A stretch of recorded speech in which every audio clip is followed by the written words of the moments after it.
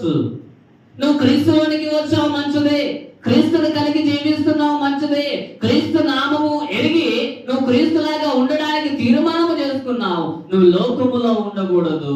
నువ్వు లోకములో నుండి ప్రత్యేకించబడ్డావు. లోకపు ఆశల్లో నుంచి విడిపించబడి దేవుని స్వారూప్యములోనికి క్రీస్తుని కలిగి జీవించడానికి క్రీస్తులోనికి నువ్వు వచ్చావు. నువ్వు క్రీస్తులాగా ఉండే జీవితాన్ని నువ్వు జీవించాలి ప్రియులారా. దేవునికి స్తోత్రం. హల్లెలూయా. మనము క్రీస్తులోనికి వచ్చామంటే లోకములో మనము లేము. క్రీస్తు సంఘములోనికి మనం వచ్చామంటే ఈ సంఘములో లోకానుసారమైనవి ఏవి కూడా సంఘములో లేవు.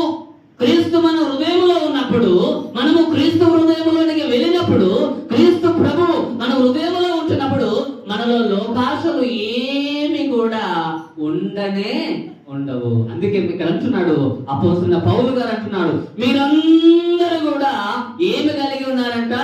క్రీస్తునందు మీరు విశ్వాసము కలిగి బాప్తిసం పొంది ఉన్నారు కదా. మీరందరూ ఆయనను ధరించుకున్నారు, ఆయనను కలిగి మీరు జీవిస్తూ ఉన్నారు. దేవునికి స్తోత్రం. హల్లెలూయా. ఇంకా క్రీస్తుకు బయట ఉన్న వాళ్ళు చాలా మంది ఉన్నారు. ఇంకా యేసు క్రీస్తుని ఎరగకుండగా, యేసు క్రీస్తులోనికి రాకుండగా క్రీస్తుకు బయట ఉన్న వాళ్ళు చాలా మంది ఉన్నారు. మరి యేసు క్రీస్తులో ఉంటే ఏముంటది అంటే, యేసు క్రీస్తుని కలిగి జీవించడం వలన మన జీవితాలు మార్చబడతాయి. యేసు క్రీస్తుని కలిగి జీవించడం వలన ఆయన రాజ్యములోనికి మనం వారసులుగా చేయబడతాం. యేసు క్రీస్తుని కలిగి జీవించడం వలన ఆయనతో సంబంధము మనకు దొరుకుతుంది. ఆయనతో సంబంధము కలిగి మనం ఉండడం వలన దేవుని యొక్క రాజ్యములోనికి వెళ్ళడానికి మనకు అవకాశము కలుగుతుంది ప్రియులారా. ఈరోజు మనం లోకములో ఉన్నామనుకో, లోకములో ఉంటే ఇంకా అపవాదికి దగ్గరగా ఉన్నాం, క్రీస్తుకు దూరముగా ఉన్నట్లే.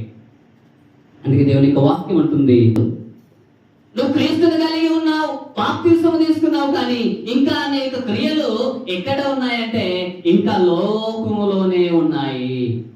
నీ ఆలోచనలు ఎక్కడ ఉన్నాయంటే ఇంకా లోకములో ఉన్నాయి. నీ ఆలోచనలన్నీ కూడా పాపిష్టి పనులు చేస్తా ఉన్నాయి. నువ్వు మా మనసుకు అందరికి నువ్వు కనబడేటట్లుగా నువ్వు బాప్తిస్మం తీసుకున్నావు, కానీ నీ మనసు అంతా లోకానుసరమైన క్రియలు కలిగి నువ్వు జీవిస్తున్నావేమో ప్రియులారా. దేవుని యొక్క వాక్యం అంటుంది, ఈరోజు నువ్వు ఆయనను అంగీకరించవంటే కారణం, ఈరోజు నీ పాపములు క్షమించబడ్డాయి. నువ్వు పశ్చాత్తాపపడి, ప్రభువా ఇదిగో నేను పాపిని, ఇదిగో నా పాపములను క్షమించాలని విశ్వసించి బాప్తిస్మం తీసుకున్నావు. బాప్తిస్మం తీసుకుని రక్షణ పొందిన నువ్వు క్రీస్తును కలిగి జీవించి ఈ క్రీస్తును అనేకులకు పరిచయము చేయాలి.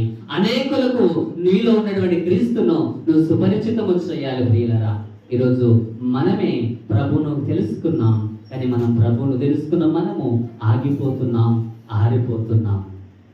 ఈరోజు నాయందు నిలిచియుండుడి, మీ యందు నేనును నిలిచియుందును. ఇక్కడ అంటున్నాడు, నాయందు మీరు నిలిచియుండండి, మీ యందు నేను నిలిచి ఉంటా. నిలిచియుండండి చెప్పండి అమ్మా. నాయందు నిలిచి ఉండండి, మీ అందును నిలిచి ఉండు. మనము ఆయనలో నిలిచి ఉంటే ఆయన ఎక్కడ ఉంటాడంట? మనలో నిలిచి ఉంటాడు.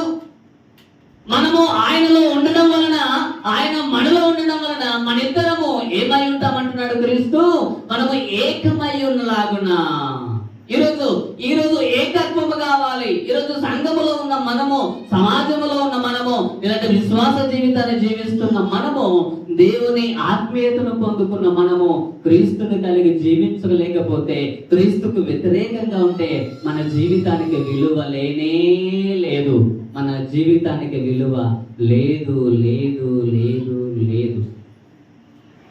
చాలా మంది నేను క్రీస్తుని కలిగి జీవిస్తున్నాను అంటున్నారు, మంచిదే. ఒకవేళ క్రీస్తులో ఉంటే మనకు కలిగేటటువంటి ఆశీర్వాదం ఏంటో తెలుసా? మనము ఆయనతో నిలిచి ఉండడం వలన ఆయన మనతో నిలిచి ఉంటాడు. మన ఇద్దరము కలిసి తండ్రితో నిలిచి ఉంటాం, ఆయనతో సహవాసం కలిగి ఉంటాం, ఆయనతో మాట్లాడే భాగ్యం వస్తుంది, ఆయనతో రోజు మాట్లాడతాం, ఆయనతో సమయము గడుపుతాం, ఆయన రాజ్యానికి మనం వారసులుగా చేయాలి. ప్రజల